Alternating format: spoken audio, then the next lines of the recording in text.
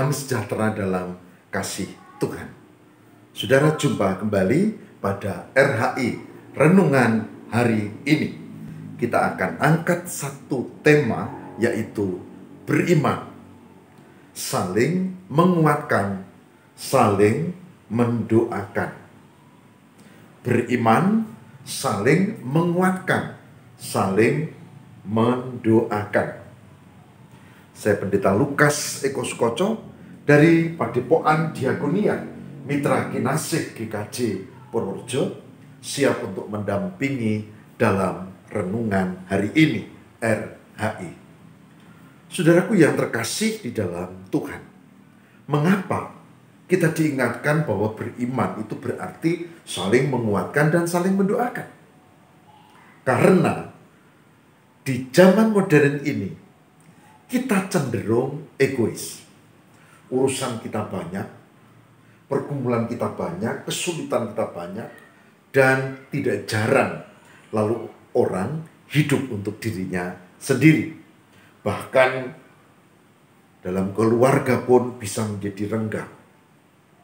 Nah, oleh sebab itu saudara, dalam renungan hari ini saya mau ingatkan betapa pentingnya menunjukkan iman dengan saling menopang, menguatkan, mendoakan. Di dalam kekristenan mengajarkan kita mengunjungi, mendoakan, menguatkan tidak hanya dengan orang yang segolongan dengan kita.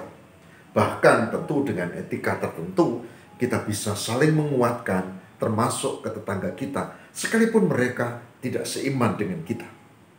Iman Kristen mengajarkan supaya kita berbuat cinta kasih yang tulus kepada siapapun tanpa pandang bulu.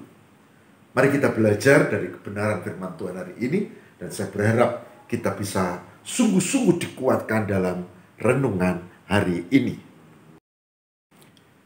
Kita bersama-sama akan membuka kitab Galatia. Kitab Galatia pasal 6 ayat 1 sampai dengan 5. Galatia 6 ayat 1 sampai dengan 5. Yang demikian firman-Nya. Galatia 6 ayat 1 sampai dengan 5. Saudara-saudara, kalaupun seorang kedapatan melakukan suatu pelanggaran, maka kamu yang rohani harus memimpin orang itu ke jalan yang benar. Dalam roh lemah lembut sambil menjaga dirimu sendiri, supaya kamu juga jangan kena pencobaan.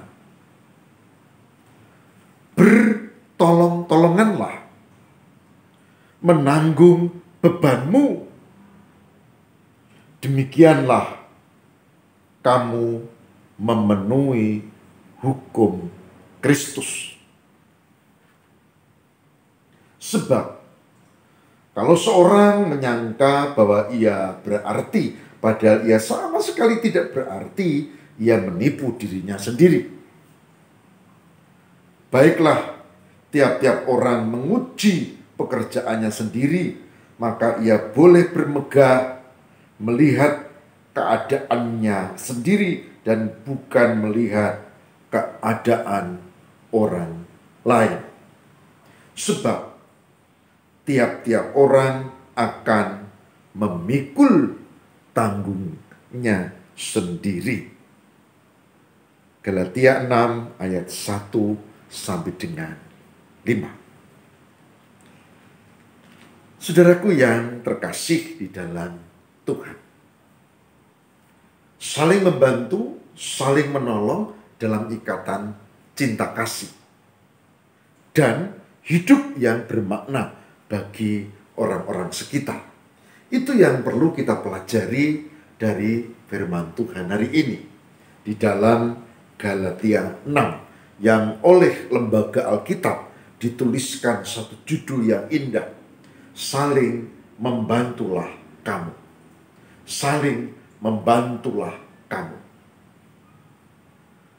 Saling berarti kita bersama-sama. Bukan aku menunggu dibantu, tapi saling. Membantulah kamu berarti sesuatu yang konkret. Kalau orang lagi lapar, misalnya kena bencana dan rumahnya habis karena dibawa banjir atau longsor, maka ya tentu menolong emergensi ini tentu soal makan dan mungkin pakaian. Kalau orang lagi sakit, ya tentu menolong itu berarti mengupayakan supaya orang ini sehat. Sekarang ada BPJS dan kita bisa membantu menguruskan itu supaya dia bisa mendapat haknya. Kalau orang itu mencari pekerjaan, tentu ya menolong berarti ya membuat fasilitas minimal menunjukkan lowongan-lowongan pekerjaan. Syukur kita menciptakan pekerjaan untuk dia. Itu. Kalau orang itu sudah tua, kesepian, dan mulai gampang pikun, maka menolong berarti mengunjungi, menyapa, bahkan mungkin menyanyi, mengajak ngidung, mengajak menyanyi pujian, dan berdoa bersama. Ada banyak, tapi yang jelas saling membantu itu sesuatu yang konkret. Membantu, mengasihi itu bukan teori. Itu sesuatu yang konkret yang kita bisa kerjakan, yang kita bisa lakukan. Nah, contohnya seperti ini. Mari kita lihat bagaimana orang mengunjungi dan menguatkan. Itu yang dilakukan oleh sebuah aktivitas kelompok Samaria Timur, kelompok kami di lingkungan GKJ Purworejo.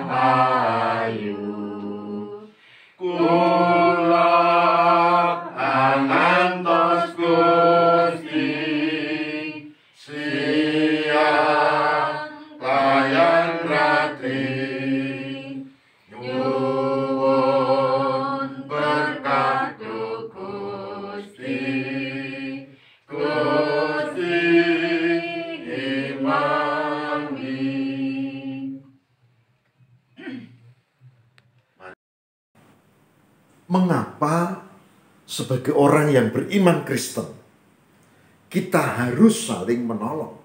Kita harus melakukan konkret untuk mengasihi sesama. Jawabnya ada di ayat yang kedua. Galatia 6 ayat kedua. Dikatakan, bertolong-tolonganlah menanggung bebanmu. Demikianlah kamu memenuhi hukum Kristus. Saudara, Yesus itu Maha Kasih. Yesus itu adalah memberi teladan tentang cinta kasih. Dia bukan sekedar nabi, apalagi rasul. Dia adalah Mesias. Dia adalah roh yang dalam wujud manusia untuk menunjukkan teladan tentang kebenaran. Dan ini misteri yang tidak mudah. Banyak orang tersandung ketika mengenal Yesus sebagai Mesias. Apalagi ketika kita menyebutnya dia adalah Tuhan. Maka orang mulai bingung, orang mulai nggak ngerti apa maksudnya, dan orang mulai bikin statement musyrik atau apalah. Tapi memang ini yang terjadi. Bahwa Yesus adalah Mesias, dialah juru selamat, dia menunjukkan tentang cinta kasih. Dia tidak pernah membuat orang lain celaka, tapi malah menolong dan penuh kasih. Jadi kalau kita pengikutnya, kita beriman, maka kita tidak punya pilihan lain. Kita harus hidup dalam cinta kasih seperti Kristus melakukan cinta kasih. Konkret, nyata, dan jelas. Saudara, ada orang lagi pesta pernikahan dan Yesus diundang untuk hadir bersama murid-muridnya. Ibu Yesus, Ibu Maria, Bunda Maria kebingungan karena itu orang sudah kehabisan suguhan waktu itu anggur. Dan dia tahu Yesus itu suka menolong. Dan dia mengerti Yesus itu bukan nabi tapi Mesias. Maka dia berkata, mereka kehabisan air anggur. Dan saudara bisa baca di dalam kitab Yohanes pasal 1. Kemudian Yesus itu menyuruh orang untuk mengisi tempayan-tempayan air. Orang-orang tidak ngerti apa maksudnya. Lalu setelah selesai dia berkata, coba dicicipi. Orang-orang mulai tidak mengerti. Tadi barusan diisi air suruh ngicipi. Tapi karena yang nyuruh itu Gusti Yesus, maka mereka ngicipi. Mereka kaget karena berubah menjadi anggur. Dan pesta berjalan dengan baik. Itu sudah. Ketika ada seorang anak muda yang sakit dan meninggal, lalu diusunglah menuju kuburan. Dan semua orang menangis karena itu anak tunggal. Ibunya udah janda. Dan orang menangis sepanjang jalan. Yesus lihat. Kemudian dia stop, berhenti. Kemudian mendekati dia itu, keranda kematian itu dan dijamah. Anak muda, aku berkata kepadamu, bangkitlah. Dan yang mati itu lalu bangkit. Saudara, ada banyak sekali mujizat. Dan saya pastikan saudara tidak akan pernah menemukan tokoh dimanapun, rasul ataupun nabi atau siapapun yang memiliki mujizat begitu banyak seperti Gusti Yesus. Enggak ada. Nah, saya ulangi. Jadi, cinta kasih adalah hukum Kristus. Suka atau tidak, kalau kita hidup sebagai pengikut Kristus, maka kita harus belajar itu. Dan ini saya beritahu, tidak mudah. Kalau kita mengasihi orang yang baik dengan kita, gampang. Kalau kita mengasihi, ya itu saudara sendiri, keluarga sendiri yang menopang kita, mudah. Tapi Yesus justru meminta kita mengasihi semua orang. Semua orang. Semua orang, termasuk yang menjengkelkan, termasuk yang melukai hati kita, termasuk yang membenci kita. Tapi itulah hukum cinta kasih. Saling menopang, menguatkan. Ada yang sakit meskipun dia bukan teman baik, kalau kita kenal dan itu tetangga kita. Meskipun dia bukan orang pengikut Kristus, bukan orang Kristen, ya tapi dia manusia, dia juga umat Allah. Maka kita hendaknya berbuat cinta kasih. Saudara, hari ini saya mengajak, mari kita belajar untuk hidup dalam cinta kasih, saling menopang, saling menguatkan. Meskipun Galatia 6 ayat yang kelima mengatakan bahwa tiap-tiap orang akan memikul tanggungannya sendiri. Tiap-tiap orang memikul tanggungannya sendiri. Tapi kita bisa saling menguatkan dan menopang. Bukan berarti ya kamu terserah kamu terserah kamu. Enggak, tapi kita saling menopang, saling menguatkan. Saudara, ini poin penting. Dan kalau saudara baca di Galatia 6, pada perikop ini ditulislah ayat yang ke-9 dari Galatia 6 ayat yang ke-9 begini. Janganlah kita jemu-jemu berbuat baik. Saya ulangi.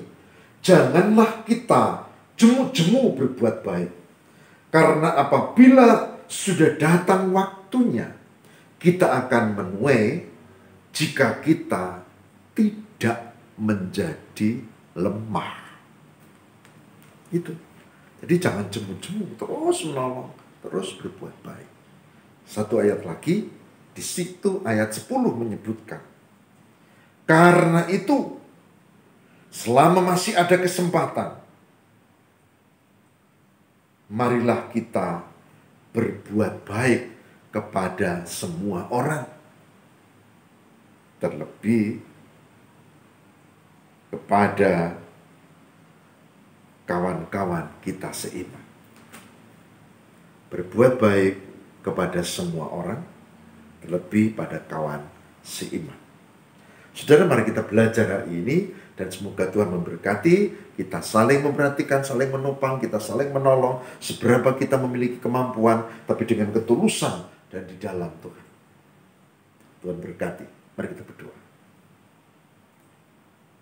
Tuhan, berkatilah supaya kami memiliki keberanian, kesediaan, kesungguhan dan kemauan untuk memiliki iman yang terwujud dalam perilaku, antara lain cinta kasih kepada sesama. Semoga Tuhan memberkati kami, beri kemampuan, penyertaan dan berkat ya Allah, untuk kami berani saling menopang, saling menguatkan, saling mendoakan.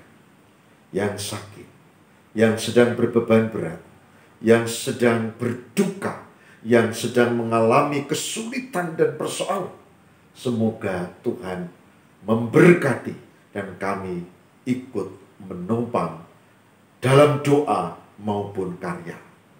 Terima kasih Tuhan. Inilah doa kami. Kami mohon kabulkanlah demi Kristus pengantara kami. Amin.